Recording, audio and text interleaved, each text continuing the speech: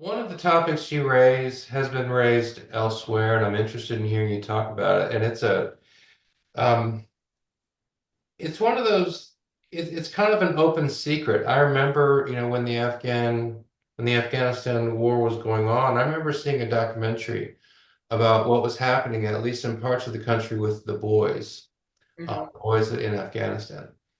Um, I saw that documentary, and you hear things, but you know, I don't think it ever became a focus of the news. I want to just read, parts of a passage, and then if you're willing to talk about it. And one of the things, I mean, one of the questions I have in my mind is why did this not become major news? Because if we're talking about little girls, Hmm. it would have been a huge international issue. We're talking about little boys, and it was kind of an open secret. Anyway, so here's what you write. So later the next day, we found out that a man who was possibly Taliban, and there's one of the challenges of the war, right? We don't, who's friend or who's foe, right? They all dress the same. Had been for some time trying to steal that a particular police chief's chai boy.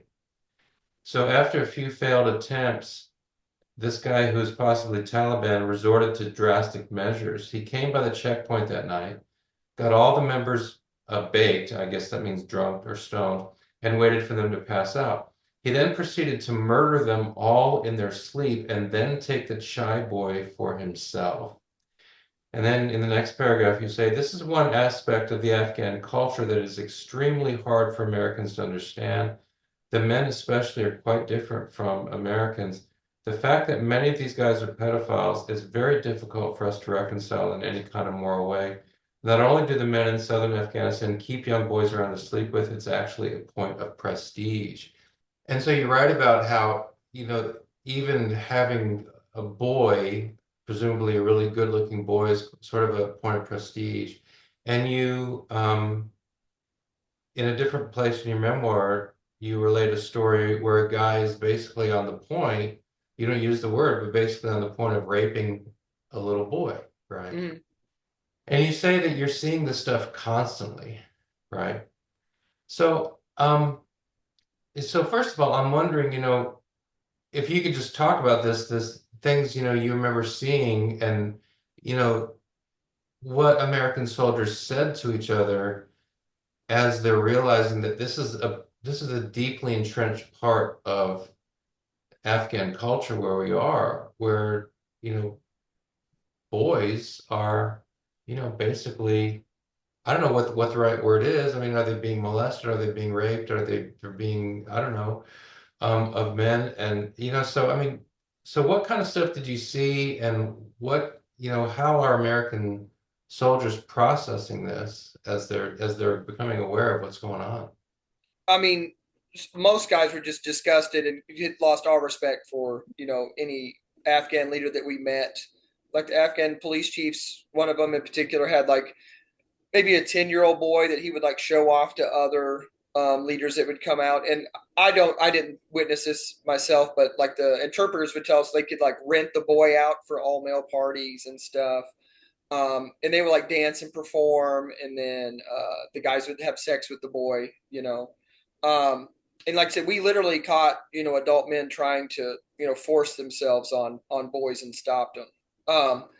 And we're not supposed to do that, though. We're not supposed to interfere in their culture. There was a Green Beret that they tried to kick out of the army because he stopped the rape of a boy. He eventually fought it and overturned it and stayed in the army. But that's how opposed to us doing anything the United States Army was. Um, and sometimes a family that was really poor would sell like a son into this practice, and we seen a boy being taken from his home. Like the dad was giving the boy to another male, and the mom came out without her mask on, like sobbing, trying to stop him. And you got to understand, we never saw the women in like rural Afghanistan, so she's like practically risking her life to save her son. they just took her back inside and ended up sending the boy out. And I asked the interpreter, I was like, "What is going on here?" And he's like, "Oh, they're selling this boy, to they call it like Bazi or Baza, like boy play, selling him into this practice, and like Wow. guys just couldn't wrap their heads around it. It's just so foreign that that's like a normal thing, for them to do. Now you saw some of these boys yourself? 100%. What might sound like a stupid question, but when you're looking at them, when you're looking into their eyes, looking into seeing their facial expressions, did you get the feeling that they were into this too? No, not at all. Like guys would make sick jokes about it. Like we'd go into this one particular ALP police station, and there was one kid that looked. They're like, dude, this guy's got a 1,000-yard stare that none of us are ever going to have. Like you couldn't see enough combat to be as disturbed as this kid was. Like he was glazed over and would just stare, at the wall. And he was dressed in like nice, Afghan clothes, and he would serve the men all their tea, but he would just sit there like he looked the most traumatized human being I've ever seen in my life. Like literally, he looked super disturbed. So, and you could tell there was one guy that, unfortunately, he probably helped us more than any of the other ALP leaders. He had just all child soldiers. That's all he had. It's just him, and then dudes that were like, kids that were 14, and he had the one that was his, his, Plaything? yeah, whatever you want to call it. And that dude he had this ridiculously glazed over look in his eyes. He looked disturbed as well. Um, and the other kids didn't. The other soldiers, child soldiers looked, normal as you could be in that environment. But you could kind of pick them out. They'd usually be dressed nicer, and some of them, for sure. Those two guys I remember, those two kids, they looked traumatized. So I don't anticipate that you're going to have a response to this, and so I just don't want to drop this on you. But I'm interested in any thoughts you might have. But yeah, I'm mystified by this idea that well, we can't do anything because we don't want to mess with their culture. Oh, well, wait a second. We've invaded their country. That's us, slightly messing with the culture. We're saying that little girls are going to go to school. That is Right. definitely messing with the culture. We're saying that women should have equal rights, and we got NGOs in Kabul, so there's all kinds of messing with Afghan culture going on. But for some reason, this one is off limits. And it's just mystifying to me why. I have no idea why was this the sacrosanct part of Afghan culture that we can't touch. You know, as as we've got NATO troops, all over the country, girls are going to school. Um, it's mind-boggling to me, and I can't make any sense of it. I don't understand it. I don't know if you have any thoughts in response to that, but it's mystifying to me. If it was little girls, it would have been an international, there would have just been an outcry, an absolute Yeah. international outcry. But with little boys, people know what's happening, but it's kind of an open secret. Don't do anything about it. I don't know if you have, I don't want to, just dump all that on you, but I don't know if you have any thoughts or responses to that. I wonder if that was so ingrained for them that they would just refuse to work with us. I wonder if they thought these guys will never even try to help us if we try to change this whole dynamic that they have. You know what I mean? Uh, I don't know if they had tried and it was just impassable thing. I don't know how much effort they put into it. By the time I deployed, it was don't mess. Everyone, I was told that was going to happen before I deployed. We were told not to bother them. Um, I don't think we realized it was as widespread as it was. I hear it's way worse in the South and it's not as bad in the North, or maybe I've heard some people even say it doesn't happen in the North of Afghanistan. I've not been deployed to the North, so I don't know. But it was very widespread in Kandahar for sure. But Wow. I don't know. Like if you brought it up to them in any way, uh, just because we would talk to Afghan, the ANA soldiers sometimes with an interpreter, and we might bring something up about it, and it was just such a thing they did. They couldn't even comprehend that it wouldn't be. right. You know what I mean? It was just, they were like, my, you know, it was done to me, it was done to my dad, I'm going to do it to the next generation. You know, they were just couldn't, it was just the norm. One of the things that, we heard continuously through the struggle in Afghanistan was that the girls need a future. The girls need to go to school. The girls need to have opportunities. And there wasn't much concern that, it wasn't part of the culture for girls to become well educated. Kind of the disposition was, we don't care if it's part of the culture for the girls not to get educated. The girls should get good educations. And so we're going to build the schools and we're going to, bring in the books and we're going to do what we can to help these girls get educated. And one of the measures of success was how many girls are going to school.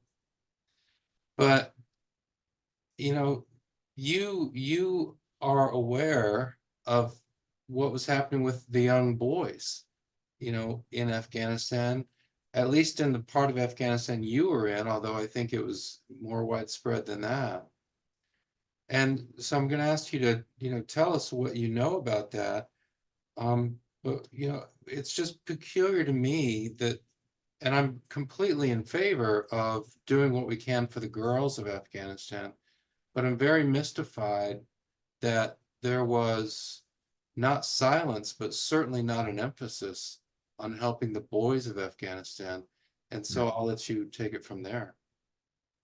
Yeah, that was another thing that we didn't read in any of our Afghanistan pamphlets ahead of time. No cultural like, hey, beware of this or pay attention to that. Just like we had a bunch of stuff like that. But one thing we picked up on pretty quick before we saw it outright was that men prefer men prefer boys over there. And we had to safeguard our generally shorter, more petite guy colleagues from getting followed and heckled and possibly attacked if he went out by himself. It's it was a very predatory kind of a behavior. And apparently it's very commonplace in Afghanistan for young boys to be just used as sexual objects. Ask any veteran that has pulled one guard shift with ANA, ABP, ASG, any of those alphabets from Afghanistan. Conversation always turns, towards sex, and it turns.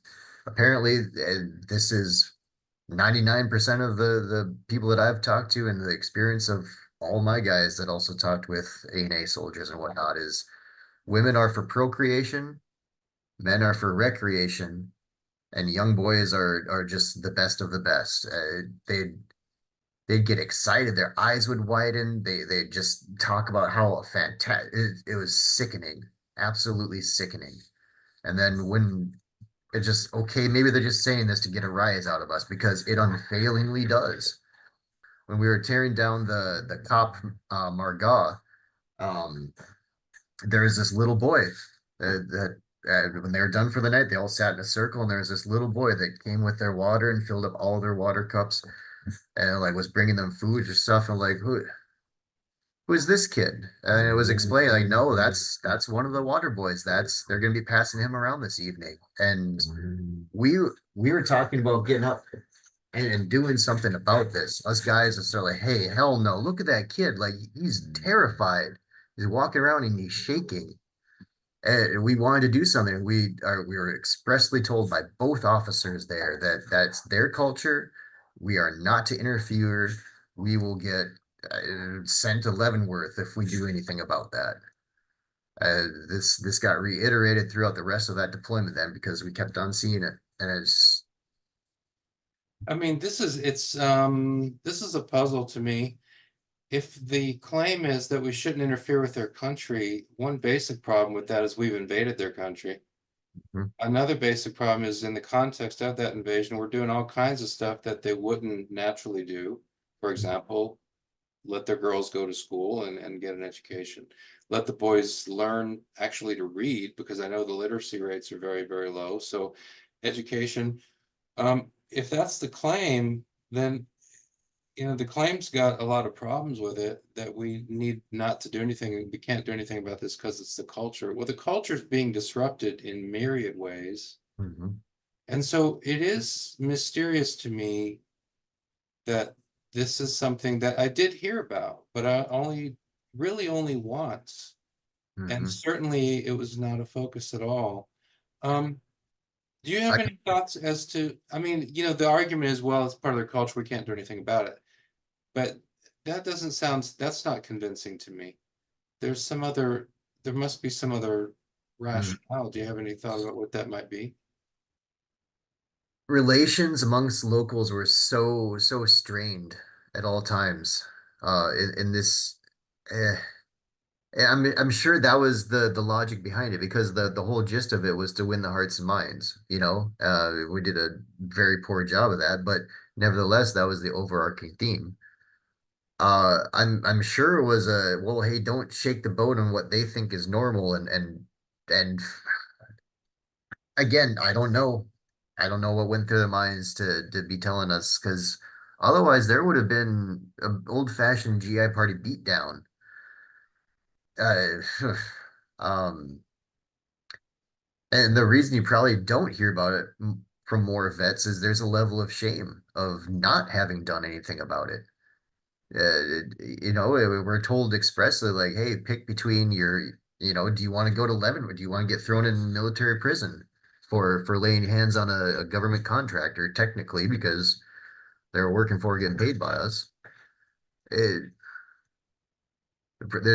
Probably the reason that you don't hear more about it is because of the shame of, well, yeah, having to sit there and think, like, man, like I know where my convictions lie, but is if if I go through with this and end up in Leavenworth, in military prison, is that kid now going to be safe the rest of their life?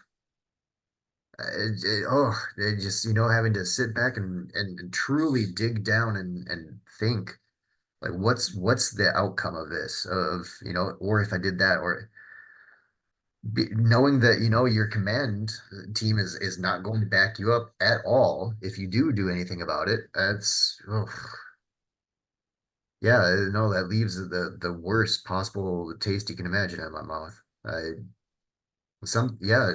it's because it's a cultural thing. No, it's abuse. It's of the worst kind on the most vulnerable, but it's How also old were these boys? gen generally 7, 8. I'd feel like right before the age of puberty. I'd feel, and it was generally the more slender, the pretty boys. Poor kids. It's And the thing is you'd see a lot of adults then that look, with similar features that are very aggressive towards younger boys. They did this thing. I had this explained to me as well that see people with henna tattooed on their fingernails. Like sometimes it would be thumbs, sometimes it'd be pinky. Well, apparently that's code of who's big, who's little. And yeah, these older dudes that okay, if I imagined a water boy like I've actually seen grown up 20 years later, like that's him and he's got his big thumb, henna and so and that's something I cannot fathom is suffering through such abuse and then being willing to dish that out on another. That's not just a cultural thing. That's pure evil in my mind. I've never for most things that I don't throw that around lightly, and especially not when talking about Afghanistan because they're people too. It's not they're barbaric. No, I've heard other people use racial slurs against people of Afghanistan, and like they're just it's a different culture, a different mindset brought about by a completely different portion of the world, a different necessity of living. But for that's one of those truly evil things that I just cannot fathom.